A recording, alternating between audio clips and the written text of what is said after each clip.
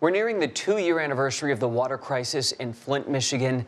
Thousands and thousands of homes and schools were poisoned with lead pipes, and we watched children testing positive for high lead levels time and again. And yet, listen to this, another water crisis has been going on right under our noses for decades, and now it's hitting a breaking point this winter.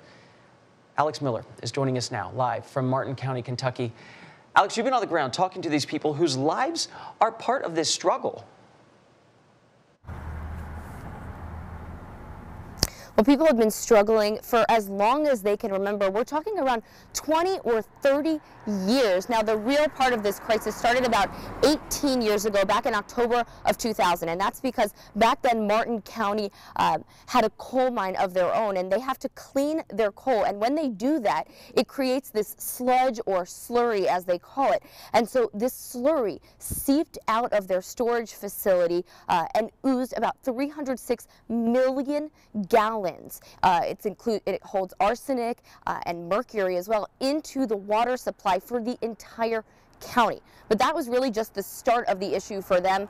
Now, not only do they have this slurry contamination, but they also have feces in their water, traces of feces. So we went around today to try to talk to people and see whether they could drink their water, whether they could flush their toilets, turn their showers on, and it was a no-go for the most part on that. We talked to one man who said that he hasn't had continuous water since December 28th. So people don't want to drink the water. Some people that can't afford to drink bottled water would drink the water, but some of them can't even turn it on. I talked to Gary Ball. He is an editor at a local paper here. He's been following this since the very beginning. Take a listen to what he had to say.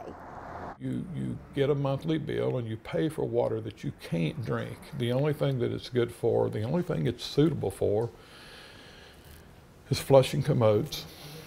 I mean, it's probably not wise to bathe in it. You know, you get out of the shower and you kind of itch. So they shut the water off, you know, when they choose to, and turn it back on when they choose to. But that's dangerous in terms of the pipes. Yeah, that's extremely dangerous. And now with all this cold weather and everything, just, you know, the problem just kind of escalated. The problem because of the cold pipes, the freezing pipes? I would say that took a system that was just teetering right on the brink of collapse and just pushed it over. So people I talked to say it's the officials that they're mad at, not the water workers themselves. Multiple people that I spoke to today and yesterday told me that they really wanted to drive this issue home because it's not the water workers who are in the middle of this situation. It's the officials who control how the money is being spent.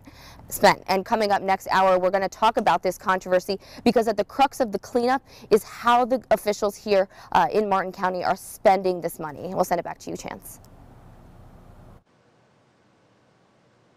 Alex, thank you. 306 million gallons of this slurry of arsenic and waste. That is unbelievable in an American community.